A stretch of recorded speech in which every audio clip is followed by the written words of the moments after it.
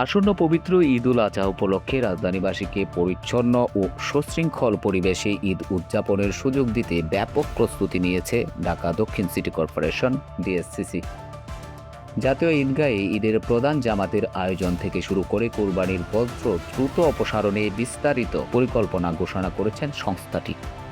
সোমবার জাতীয় ঈদগাহ ময়দানে আয়োজিত সংবাদ সম্মেলনে এসব তথ্য জানান ডিএসসিসি প্রশাসন।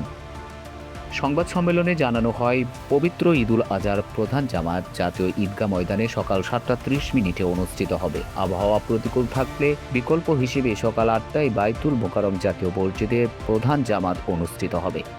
জাতীয় ঈদগাহে 121টি কাতারে প্রায় 35,000 মুসল্লি একসঙ্গে নামাজ আদায় করতে পারবেন।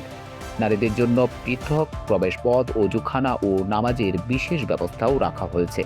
মুসল্লিদের স্বাচ্ছন্দ্যে নিশ্চিতে পুরো প্যান্ডেলে শীততাপ নিয়ন্ত্রণ ব্যবস্থা, পর্যাপ্ত ফ্যান, বিশুদ্ধ পানি ব্যবস্থা, ভ্রাম্যমাণ টয়লেট ও প্রাথমিক চিকিৎসা সেবা রাখা হয়েছে।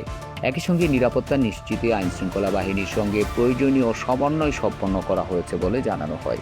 কুরবানি বদ্র ব্যবস্থাপনা নিয়ে ডিএসসিসি জানায়, ঈদের দিন দুপুর 1:30 কলাবাগান এসটিএস থেকে আনুষ্ঠানিকভাবে মাতোয়াইল ল্যান্ড ফিলে বজ্র পরিবহন করা হবে।